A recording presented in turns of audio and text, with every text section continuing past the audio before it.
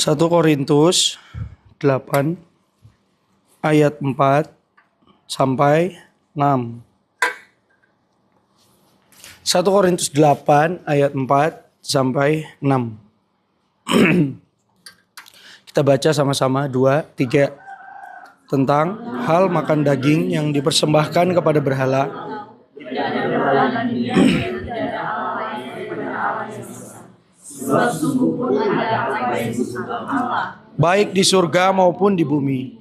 Dan memang dan banyak Tuhan yang demikian. Namun bagi kita hanya ada satu Allah saja, yaitu Bapa, yang daripadanya berasal segala sesuatu, dan yang untuk Dia kita hidup. Dan satu Tuhan saja, yaitu Yesus Kristus, yang olehnya segala sesuatu telah dijadikan, dan karena Dia kita hidup. Amin. Satu kebenaran, bahwasannya apa yang disampaikan adikmu dan temanmu, Marta, itu benar. Ada banyak orang, waktu dia berdoa, dia minta, memang judulnya dia minta. Tapi sebenarnya antara minta dengan sungguh-sungguh meminta beda. Kalau orang minta, kamu berdoa, Tuhan Yesus, aku pengen, aku mau makan ini Tuhan, aku mau ini Tuhan. Tapi di hati itu tidak ada sesuatu yang mendorong kamu menginginkannya sangat. Sampai saat itu kamu cuman kasih laporan bahwa kamu mau itu. Nah, jadi sama Tuhan itu cuman kasih laporan aja. Ya Tuhan, aku pengen itu. Tapi di hati itu tidak sungguh-sungguh ada keinginan yang kuat untuk kamu mau dan menginginkannya. Jadi cuman kasih laporan aja.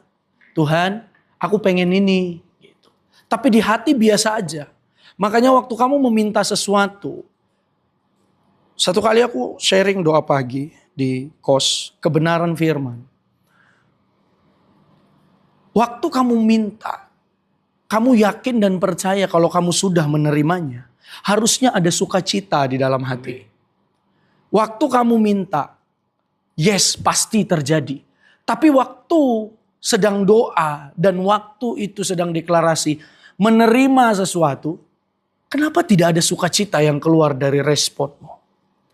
Kenapa masih ada hati yang suam? Hati yang tidak benar-benar bersorak dan menginginkan dan menerima. Nah, karena, dengar baik, waktu kamu tidak bersukacita dan tidak menginginkan, engkau tidak memperolehnya. Dan kenapa engkau tidak memperolehnya? Karena kamu tidak benar-benar menginginkannya. Harus ngerti bahwa hatimu itu posisinya ada di mana. Waktu firman diberitakan, mintalah maka kamu akan mendapat. Minta itu yang seperti apa? Minta itu yang bagaimana? Gitu. Kalau minta hanya sebagai laporan, Tuhan aku minta. Tapi tidak ditemukan hati yang sungguh-sungguh meminta dan menerima karena kamu bersukacita walau kamu belum melihat. Itu. Makanya hatimu harus dicek. Kalau hatimu masih punya rasa yang suam-suam, kamu akan lihat bahwa apa yang kamu minta, kamu tidak akan peroleh. Kenapa kamu tidak memperoleh? Karena kamu tidak bersukacita waktu menerimanya. Hati-hati dengan hal itu. Nah, apa kaitannya dengan kebenaran ini? Kamu akan lihat nanti. Firman Tuhan tentang hal makan daging persembahan berhala, kita tahu tidak ada berhala di dunia dan tidak ada Allah lain daripada Allah yang esa. Oke, ini bukan persoalan makan dan minum, tapi persoalan siapa Tuhan kita. Ayat berikut, sebab sungguh pun ada apa yang disebut Allah, baik di sorga maupun di bumi. Dan memang benar ada banyak Allah dan banyak Tuhan yang demikian. Pertanyaannya sederhana, ada berapa Allah? Ada berapa Allah, adik?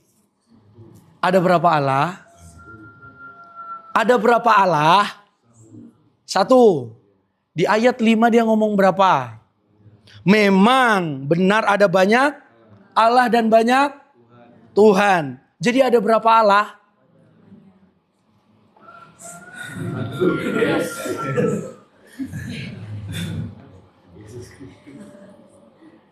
Jadi berapa Allah yang ada nih? Waktu kebenaran ini diberitakan kepada kamu. Oh, sepertinya ini kok lainnya, Kak. Tadi dibilang tidak ada Allah lain daripada Allah yang Esa. Tapi kok di ayat selanjutnya memang benar banyak Allah dan banyak Tuhan. Habis itu dikatakan lagi di mana? Di sorga, dan di sorga ada berapa Allah?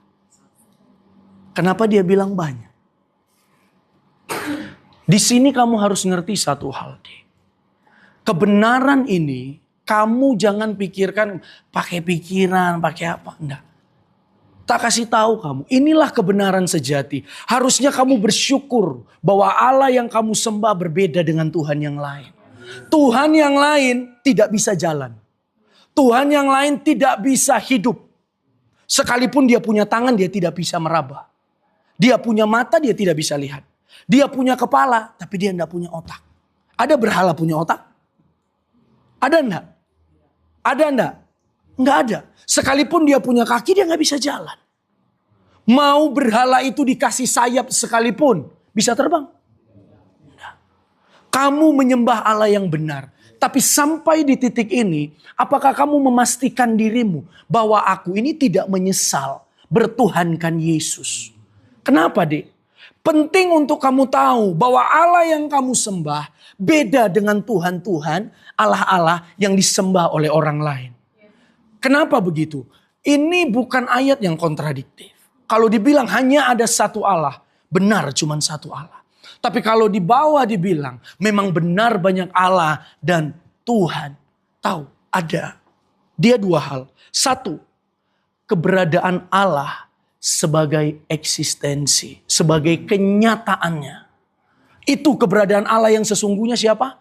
Allah yang Esa, Bapa, Anak, dan Roh Kudus. Dalam kenyataannya cuma satu Allah. Tapi yang kedua, ada Allah dan Tuhan sebagai kepercayaan. Jadi ada orang yang menganggap bahwa Tuhannya ada di pohon. Makanya dia sembah pohon. Yang dari timur, kenapa dia sembah kayu itu di depan? Karena dia percaya itu perantaranya. Benar? Itu perantaranya. Makanya itu dianggap Tuhan. Padahal tidak ada Tuhan selain Yesus. Tidak ada Tuhan selain Bapa, Anak, dan Roh Kudus. Dia Allah yang Esa. Tapi waktu dinyatakan ini ada banyak Allah dan Tuhan. Di sorga di situ jangan kamu pikir di sorga di sana ya. Itu langit. Ada banyak Allah, Tuhan yang disembah orang. Langit. Ada banyak orang yang sembah matahari. Sembah bulan. Sembah bintang. Sembah semua penghulu-penghulu di udara. Sembah semua makhluk yang ada di bumi. Dengan bentuknya macam-macam. Tapi kebenaran Tuhan bilang apa? Tidak ada Allah selain Allah yang Esa ini. Kalau ada Tuhan yang disembah oleh orang lain. Yang bukan Yesus. Dipastikan bahwa itu bukan Tuhan. Makanya harusnya kamu tahu dan percaya. Tidak akan gelisah hatimu. Bahwa Tuhan yang kusembah ini bukan Tuhan yang aku ciptakan. Nah, kalau kamu nonton PK, bagus sekali. Statement dia. Ada dua Tuhan di dunia. Satu, Tuhan yang menciptakan alam semesta. Dan Tuhan yang diciptakan manusia. Dua. Kamu tidak menciptakan Tuhan Yesus bagi dirimu. Tahu kenapa? Kenapa banyak orang menciptakan Tuhan bagi dirinya? Karena dia ngerti kemampuan dia tidak sanggup untuk mengatasi segala persoalan di bumi. Makanya dia mulai mempersembahkan anaknya, mempersembahkan cucunya, mempersembahkan siapapun yang dia pikir bisa menjaga hidupnya tetap baik. Itu. Karena ketidaktahuan dan ketidakbenaran hidup itu. Makanya orang memilih jalan yang salah. Memilih keputusan yang salah. Harusnya kamu bersuka cita. Dan kenapa hatimu masih gelisah? Karena kamu melihat keadaanmu. Berulang-ulang firman menyatakan buat kamu. Jangan khawatir. Karena kamu bertuhankan Yesus yang hidup loh. Dia hidup beda dengan ilah lain. Tidak ada Tuhan seperti Yesus. Dan kenapa kamu masih ragu? Kenapa kamu masih khawatir? Kenapa kamu masih cemas dan bimbang? Setiap kali kamu lihat rekeningmu, takut kamu. Besok makan apa Tuhan? Kenapa kamu masih takut dan gemetar? Kalau Allah yang besar dan perkasa berdiam di dalam diri kamu. Padahal tidak ada Tuhan selain Dia. Kenapa kamu masih bertuhankan ketakutan? Ketakutan, kecemasan, kebimbangan, keraguan tidak menambah sehasta pun dari jalan kehidupanmu. Tapi kebenaran firman akan meneguhkan kamu hari ini. Bersyukur bagi kamu yang percaya Yesus. Amin. Itu dia, Dik. Tahu kenapa orang bisa pergi dan meninggalkan Yesus? Karena dia tidak bisa membuktikan kehadiran Tuhan di hidupnya. Itu penting. Semua perjalanan hidupnya agamawi. Hanya mengikuti ritual-ritual ibadah setiap hari. Doa 3 kali sehari. Puasa. Nanti hari Minggu ibadah. Belum lagi nanti kalau ada komsel. Tapi kamu masih dengar ada orang-orang yang berkata, aku tidak merasakan Tuhan. Kok bisa? Dia yang hidup yang besar tinggal di dalam kita. Kenapa masih bilang, aku tidak merasakan Tuhan. Orang seperti itu akan gagal mengikut Kristus. Sebab dia tidak bisa membuktikan kehadiran Tuhan di dalam hidupnya. Lewat apa? Iman. Tidak bisa. Dia hanya mau melihat jawaban imannya itu seperti yang dia mau. Tapi dia tidak bisa melihat bahwa pemeliharaan Tuhan termasuk nafas hidup. Kaki nggak sakit. Tidak bisa melihat. Bagi dia itu udah biasa. Hati-hati kamu familiar dengan berkat Tuhan. Berkat yang kamu bisa lihat tiap hari kamu gak ngucap syukur. Bagaimana dia mau melimpahkan sesuatu yang tidak terpikir oleh pikiranmu. Gak mungkin. Dari hal kecil kamu harus tahu ya. Kualitas mujizat yang Tuhan hasilkan jauh lebih sempurna dari yang kamu buat. Harus tahu. Harus teguh hatimu. Sekalipun kamu bisa mengadakan mujizat oleh karena kuasa Tuhan. Tapi apa yang Tuhan perbuat jauh lebih sempurna dari yang kamu buat. Jauh lebih sempurna. Jadi apa yang harus kamu takutkan? Dia Tuhan, Dia Yesus, Dia Allah. Satu-satunya. Teguhkan hatimu. Jangan takut, jangan khawatir, jangan bimbang. Kenapa kamu harus memikirkan sesuatu yang tidak patut untuk kamu pikirkan? Kalau kamu punya Allah yang besar, harusnya kamu hanya memikirkan apa yang Allah pikirkan buat kamu. Kalau kebenaran ini hanya sedikit terus di hidupmu, maka yang lebih banyak yang kamu pikirkan adalah kenyataan yang terus berperang di dalam batinmu, di pikiranmu. Terus dia berperang. Kamu akan kehilangan Tuhan. Aku harus bilang. Kalau kamu terus berfokus pada kenyataan. Kamu harus membuktikan lewat pengalaman imanmu. Bahwa Yesus itu nyata buat kamu. Bahwa Yesus itu benar-benar Tuhan buat kamu. Kalau dia cuma Tuhan pikiran. Yang kamu ciptakan sendiri.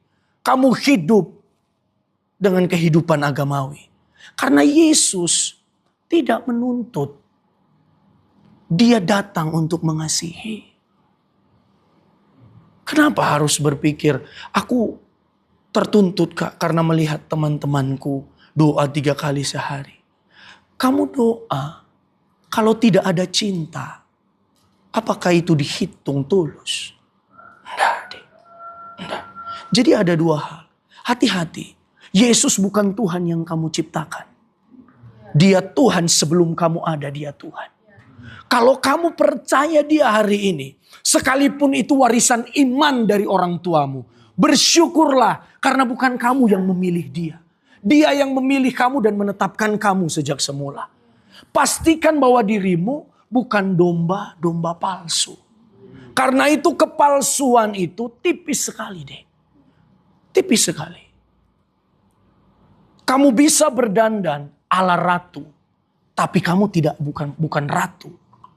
Kamu bisa berdandan sebagai raja saat ini. Tapi kamu bukan raja. Kepalsuan sebagai domba itu seperti itu. Kamu mungkin kulit luarnya domba.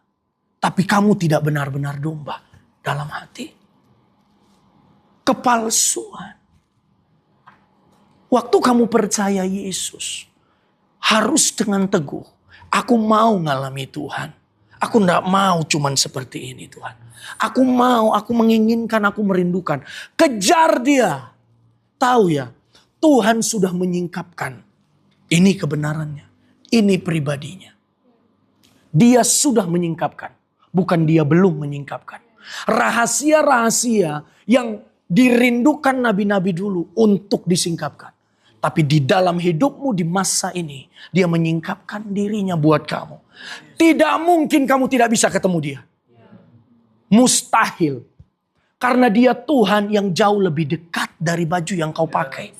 Dia sangat dekat di dalam hatimu. Di dalam hidupmu. Bagaimana mungkin kamu tidak bisa merasakan dia? Tidak mungkin. Tidak mungkin. Aku tidak percaya itu. Kalau ada sesuatu yang menghalangi kamu merasakan dia, lihat ke dalam jiwamu. Kalau jiwa terlalu penuh dengan hal-hal yang duniawi, itu yang menghalangi kamu merasakan Tuhan. Pasti. Pasti. Itu pasti. Makanya pastikan dirimu terhubung terus. Terhubung terus setiap hari. Jangan lakukan kegiatan rohani sebagai kegiatan agama buat kamu. Dengan cinta. Agama hanya akan mengikat kamu. Dan membuat kamu tidak pernah tulus datang ke Tuhan. Kamu Kristen, itu pengikut Kristus. Ikuti hidupnya Kristus. Semua kita sedang ada di situ. Makanya itu pesan ini sudah berapa kali. Jangan takut. Jangan khawatir. Jangan cemas, jangan bimbang. God has provided. Amin. Tuhan sudah menyediakan. Kalau dia Tuhan yang kamu ciptakan, wajar kalau kamu khawatir. Wajar kalau kamu takut. Tapi dia Tuhan yang sudah menyatakan dirinya. Kalau 2000 tahun yang lalu dia sudah menyatakan. Bagaimana tidak dia menyatakan hari ini buat hidupmu? Dia menyatakannya juga. Dia menyatakannya juga. Buka Roma 10. Ayat 11. Supaya kamu mengerti deh. Bagian seperti ini yang jangan hilang di hatimu. Jangan mau hatimu terkorosi oleh karena keadaan. Peperangan yang nyata itu pasti keadaan. Tapi sekali lagi kalau kamu ngerti firman, baca dia. Kamu tidak akan pernah kecewa mengenal Yesus. Pasti. Karena waktu kamu kenal Yesus, jaminan kekal itu buat kamu. Pasti. Karena itu jangan takut. Baca Roma 10 ayat 11, 2, 3. Karena kitab suci berkata, dengar baik.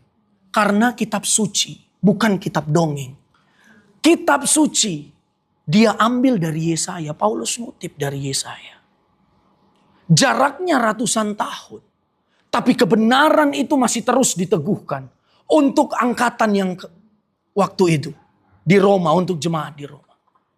Masih terus berlaku. Bahwa waktu kamu percaya dia, kamu tidak akan dipermalukan. Selama kamu terus kejar Tuhan sampai hari ini. Banyak penghinaan. Banyak cemoohan buat kamu. Bersukacita aku bilang. Bersukacita buat itu. Kenapa? Saatnya kamu akan bersorak-sorai nantinya. Itu jaminan Tuhan. Pasti. Tidak mungkin tidak terjadi. Karena Tuhan tidak akan permalukan kamu. Dengar baik. Dia bilang begini. Barang siapa yang percaya kepada dia tidak akan dipermalukan. Berarti yang tidak percaya akan dipermalukan. Yang tidak percaya akan dipermalukan. Kamu bukan orang yang membangun rumah di atas pasir. Waktu roboh, orang akan mulai menggunjingi kamu. Dia bangun rumah tapi tidak bisa selesai. Malahan hancur. Malu rasanya. Dan kamu bukan orang fasik yang ditaruh Tuhan di jalan yang licin supaya tergelincir. Tapi kamu anak Tuhan yang dia tebus dari darahnya sendiri. Yang itu berlaku sampai kepada kehidupan yang kekal. Apa yang membuat kamu takut untuk menyatakan Yesus di hadapan publik. Takut menyatakan imanmu, perkataan imanmu di hadapan teman-teman seimanmu. Ada anak, Kak, aku di sini terus aku dibully sama teman-temanku karena aku belajar puasa. Nanti teman-temanku bilang, aku juga bisa kalau cuma nahan lapar. Aku bilang, gak apa-apa dek, jalani aja. Nanti kamu akan lihat perbedaan hidupmu dengan dia. Apa yang kamu lakukan hari ini, pengorbanan, semua yang kamu lakukan tidak pernah sia-sia. Tuhan jamin itu. Bukan Pak Pendeta yang jamin kamu. Tuhan yang jamin kamu.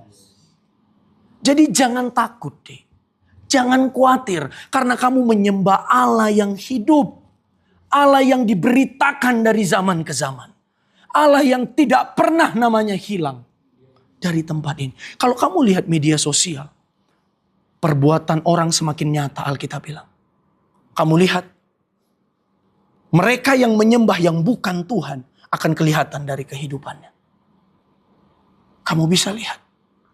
Kalau Tuhan yang benar, pasti umatnya benar. Dari situ ada perbedaan antara kamu yang menyembah Allah yang hidup dengan mereka yang tidak menyembah Tuhan yang hidup. Jangan takut, jangan ragu untuk menyatakan imanmu. Kalau kamu ragu menyatakan imanmu di hadapan orang-orang percaya, bagaimana kamu bisa menyatakan di hadapan publik? Kalau mereka meminta pertanggungjawaban atas imanmu. Ini kebenaran sejati. Jangan pernah ragu kalau kamu percaya Yesus. 1 Korintus 1 ayat 23. 1 Korintus 1 ayat 23.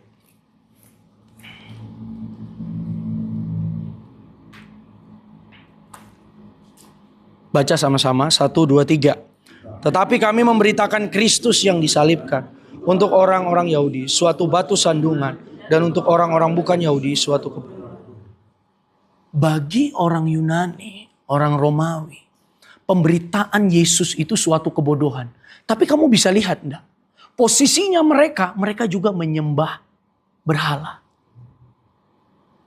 Coba kamu lihat. Kenapa bagi mereka menyembah berhala itu dengan patung yang megah-megah begitu? Kenapa mereka pandang itu tidak bodoh?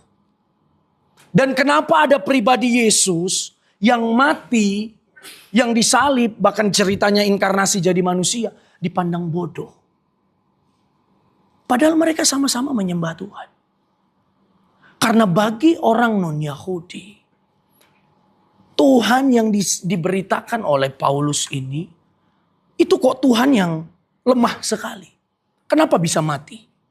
Kenapa dia harus jadi manusia? Kenapa dia bisa merasakan sakit? Tapi di dalam ekspektasi orang Yunani, bukan begitu Tuhan. Dia harus besar, agung, perkasa dari gambaran-gambaran patung yang mereka buat. Tapi inilah perbedaan. Tuhanmu mengalahkan hukum dunia. Karena dia berdiri di atas hukumnya sendiri. Dunia mau tidak mau harus tunduk pada satu hukum. Dan satu pemerintahan. Pemerintah kerajaan sorga. Kalau kamu ada di dalamnya, artinya kamu termasuk di dalam kerajaan itu. Dan kamu tidak mengikuti hukum dunia. Kalau hukum dunia harus bilang, Tuhan kok mati. Kamu harus berkata, siapa bilang dia mati? Dia tidak hanya mati, tapi dia bangkit. Tapi dia bangkit. Kenapa Tuhanmu dikatakan bahwa dia Tuhan yang pertama-tama bangkit dari kematian? Bukankah ada anak yang Tuhan bangkitkan dari kematian? Bukankah ada Lazarus yang Tuhan bangkitkan dari kematian? Bukankah ada Elia yang membangkitkan anak janda itu dari kematian? Kenapa dia bisa berkata? Firman berkata bahwa dia yang pertama-tama bangkit dari kematian. Kenapa? Tahu. Karena dia yang paling pertama bangkit dengan tubuh kemuliaan. Kamu bisa lihat perbedaan antara Tuhanmu dengan semua manusia yang pernah bangkit dari kematian. Lazarus bangkit dari kematian, tapi tidak dengan tubuh kemuliaan. Tapi Yesusmu bangkit dari kematian dengan tubuh kemuliaan. Makan ikan bisa tembus tembok. Dan di dalam kebangkitannya kamu ikut di dalam situ. Artinya seluruh batasan dan kemustahilan yang kamu pikir aku gak mungkin capai ini. Di dalam ciptaan baru kamu bisa capai itu. Kenapa? Itu jaminan. Itu jaminan deh. Karena sebagai ciptaan yang baru. Semua yang terbatas saat ini bagi Tuhan tidak terbatas. Semua yang kamu lihat mustahil hari ini kamu capai. Bagi Tuhan itu tidak mustahil. Hanya kamu sedang digiring untuk mengikuti kehendaknya. Tidak semua harus kamu peroleh. Tidak. Tapi apa yang dia tentukan untuk kamu peroleh, harus kamu peroleh. Harus. Bukan kamu yang menentukan kamu harus memperoleh apa. Tidak. Tapi dia yang menentukan kamu harus memperoleh apa. Dan jika dia menentukan, maka kamu harus berkata, apa yang ditentukan Tuhan harus aku terima. Tidak bisa tidak. Tuhan apa yang menjamin kamu sampai seperti ini? Dan kenapa kamu masih takut deh? Kenapa kamu masih gemetar melawan keadaan? Kenapa kamu tidak bisa bangkit dan busungkan dadamu? Hai dunia, mana semangatmu? Karena aku bersama Allah yang hidup. Mana? Jadi waktu kamu berdoa, nah mari buka Yakobus 1 ayat 6 sampai 8. Kamu akan lihat Yakobus 6 ayat 1 sampai 8. Yakobus 1 ayat 6 sampai 8. Kita baca sama-sama. 2, 3. Hendaklah ia memintanya dalam iman dan sama sekali jangan bimbang. Sebab orang yang bimbang sama dengan gelombang laut yang diombang-ambingkan kian kemari oleh angin. Orang yang demikian janganlah mengira bahwa ia akan menerima sesuatu dari Tuhan. Sebab orang yang mendua hati tidak akan tenang. Terjemahan dari The Passion baik sekali. Tahu dia bilang begini. Sebab orang yang bimbang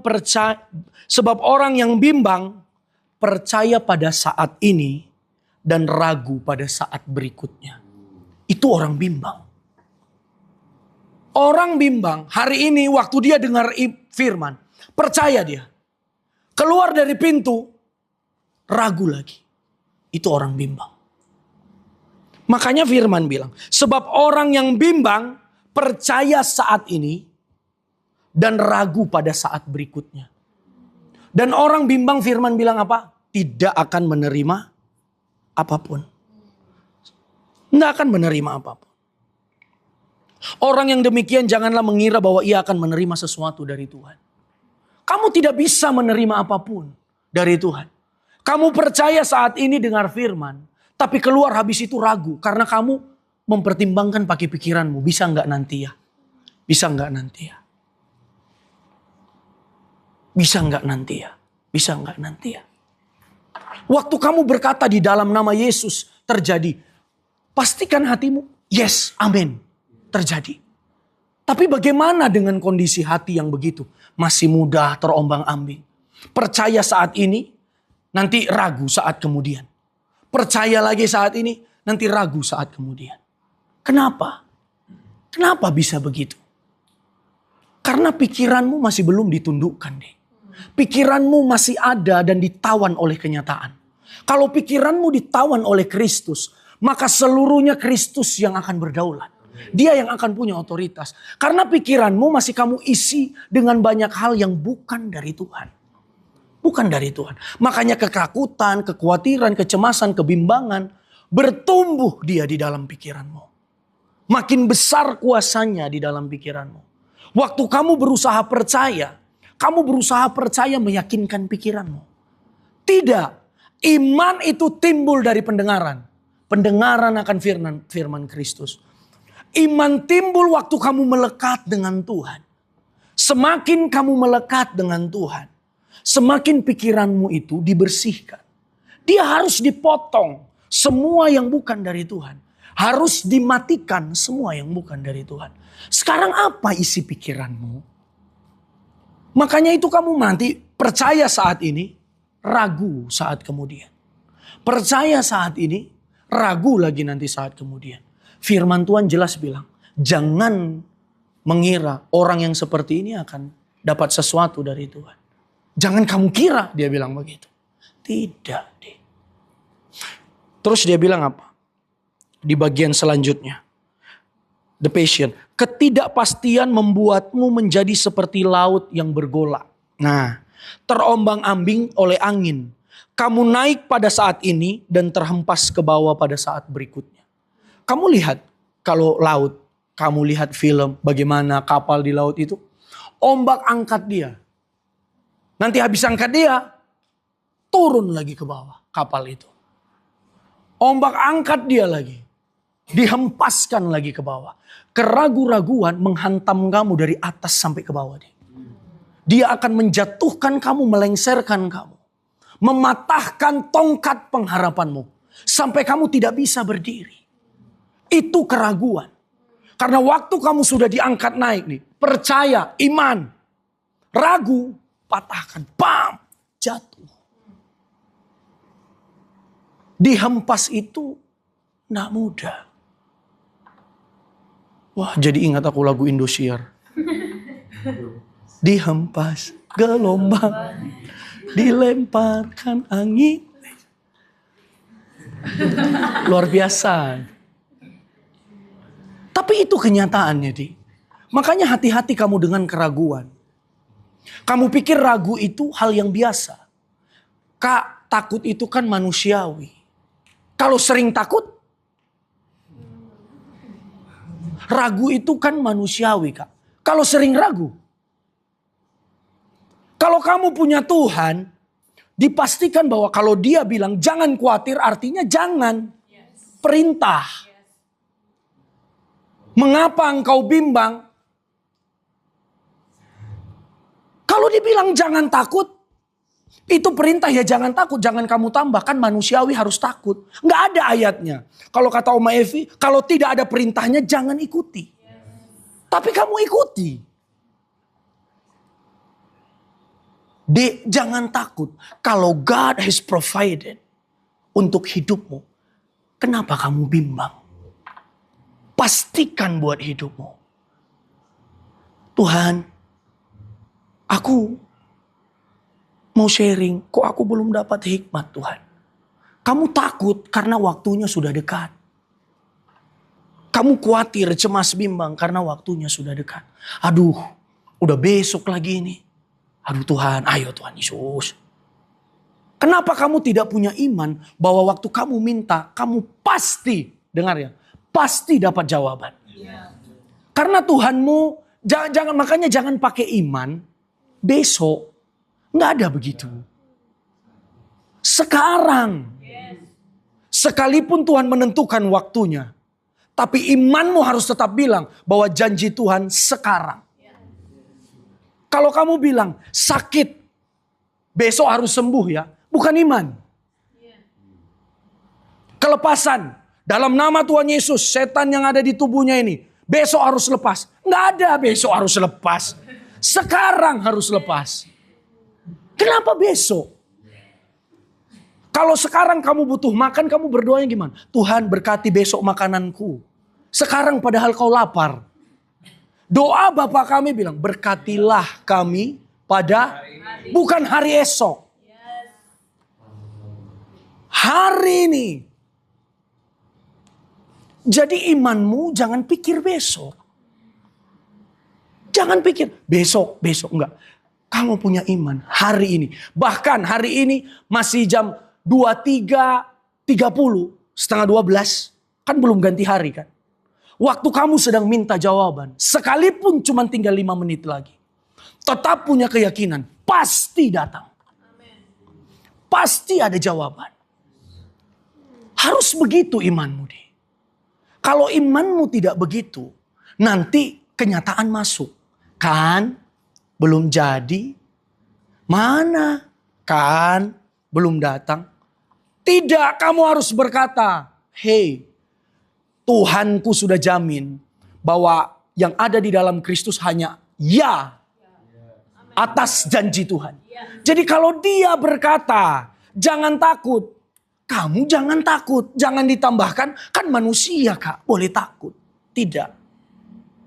Itu perintah deh. Firman Tuhan, cari ayatnya nanti sendiri di Mazmur. Tuhan mencintai hukum. Dia Allah yang mencintai hukum. Kalau dia bilang jangan, itu peraturan buat kamu. Kamu melanggar itu, berarti konsekuensi buat dirimu sendiri. Karena kamu tidak disuruh untuk takut. Bahkan dia bilang kalaupun kamu takut, takutlah kepada dia yang bisa membunuh tubuh dan jiwa yang disampaikan Misael tadi. Tapi kamu gak disuruh untuk takut pada keadaan. Karena imanlah yang mengalahkan dunia. Amin. Imanlah yang mengalahkan dunia. Makanya waktu kamu ragu, kamu akan dipatahkan, dihempaskan ke bawah. Waktu kamu ragu. Pastikan imanmu, kamu yang ikut SPSD. Jangan biarkan imanmu luntur. Waktu kamu doakan dia belum sembuh. Terus doakan dia. Sampai sembuh. Kalau misalnya jamnya udah lewat. Tetap punya pengharapan. Hari ini dia sembuh. Walaupun gak lagi kami doakan. Pasti. Kenapa kamu ragu? Oh, mungkin besok ya Tuhan sembuhkannya. Imanmu terlalu terbiasa besok. Kamu gak punya pengharapan yang sekarang. 24 jam. Bukan waktu yang sebentar. Dan kamu mengharapkan sesuatu yang besok. Hari esok punya kesusahannya sendiri. Ngapain kamu harapkan? Kalau Tuhan jamin hari esok, berarti dia jamin hari ini. Kenapa kamu takut deh? Coba tanya ke dalam dirimu. Kenapa aku takut? Kenapa aku bimbang? Kenapa aku khawatir? Kalau Allah yang besar itu diam di dalam aku. Kalau Allah yang kamu sembah itu jauh lebih benar daripada ilah-ilah yang disembah oleh orang lain. Nah, satu kebenaran terakhir. Buka Yesaya 9 ayat 5 kalau tidak salah. Yesaya 9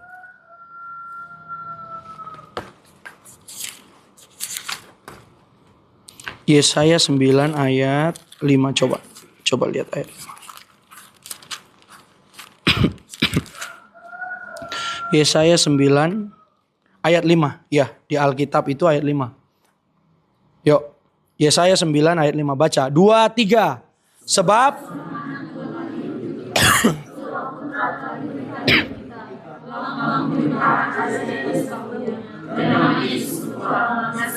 amin. Allah yang perkasa, Bapa yang kekal, Raja damai. Kamu gak sadar kan ada kalimat ini? Sebab seorang anak telah.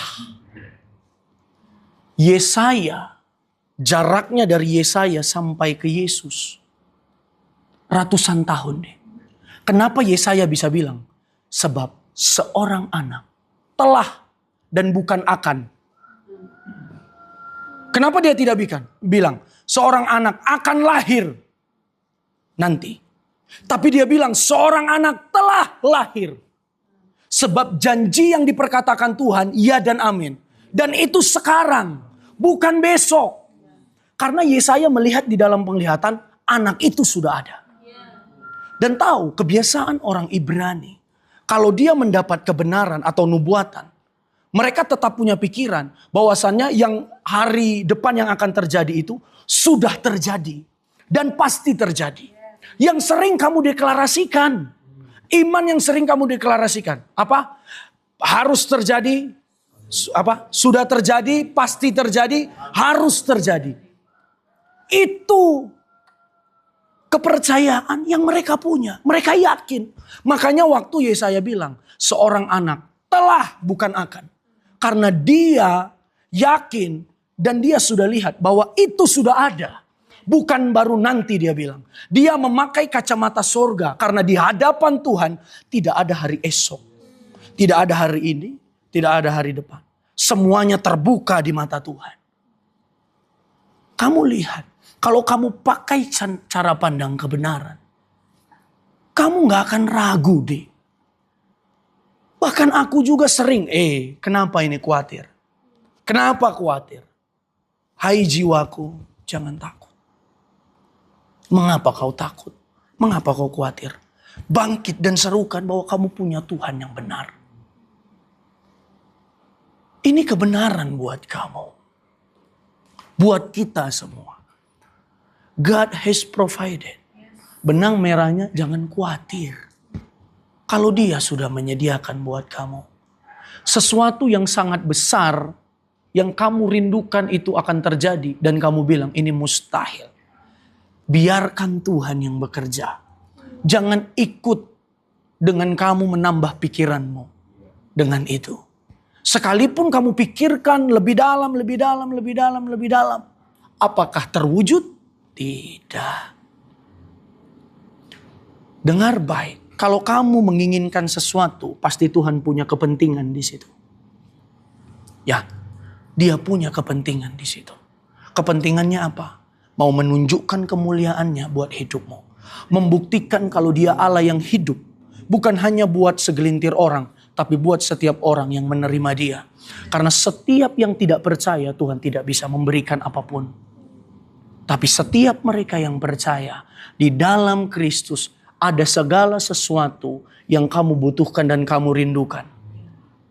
Namun itu harus sesuai dengan kehendak dan ketetapannya. Dengar baik, hal kerajaan sorga bukan soal makanan dan minuman. Tapi soal kebenaran, damai sejahtera, dan sukacita oleh Roh Kudus. Dengar baik dan tanam di hatimu. Waktu kamu lihat keadaanmu mulai ribut, mulai rusak.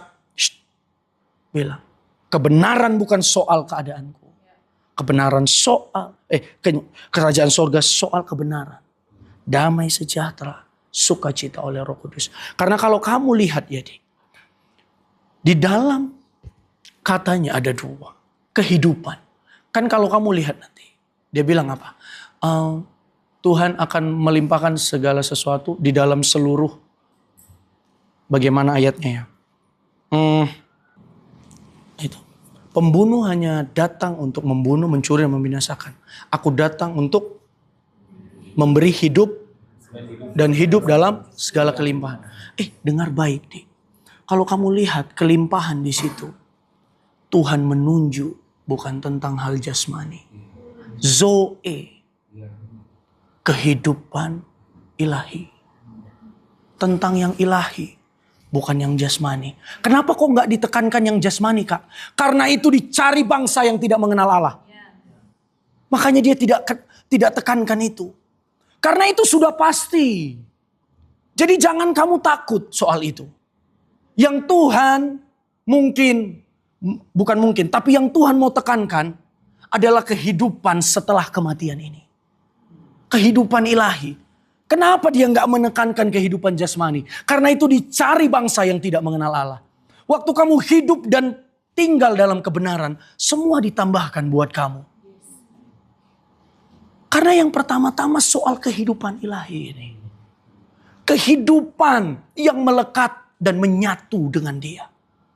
Kehidupan yang berjalan dengan dia. Kehidupan yang terhubung dengan dia. Karena waktu kamu terhubung dengan berkat, terputus kamu dengan Tuhan. Pasti. Tapi waktu kamu terhubung dengan Tuhan, segala yang ada pada dia mengikuti kamu. Mazmur 23. Kalau dia mengikuti kamu, kenapa kamu harus kejar? Seperti anjing kejar ekornya. Tidak dapat. Jangan kejar yang Tuhan suruh tidak kejar. Amin. Jangan kejar deh. Jadi ini perintah untuk kamu, jangan takut. Jangan khawatir. God has provided for you.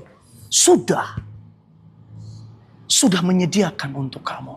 Ini pesan kuat buat kita semua. Jangan takut deh. Jangan takut. Nah, sekarang coba lihat ke dirimu. Kamu rasakan aku masih takut gak Tuhan? Masih bimbang gak aku ini Tuhan?